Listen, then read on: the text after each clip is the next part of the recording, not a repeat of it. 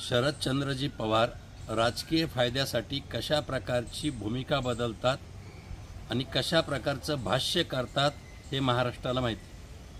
पण मी तुम्हाला एक गोष्ट सांगितली पाहिजे की आषाढी यात्रेमध्ये पवार साहेब पायी जाणार अशा प्रकारच्या बातम्या कोणी छापून आणल्या?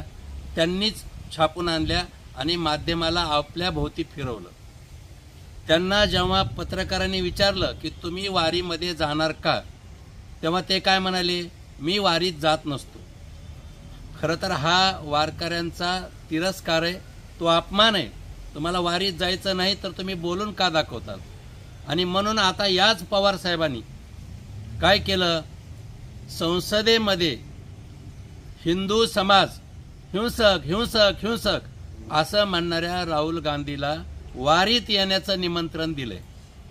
म्हणजे मला क्यू याची येते की तुम्ही केवळ विधानसभा निवडणुका डोळ्यासमोर ठेवून कशा प्रकारे राजकीय भूमिका घेतात।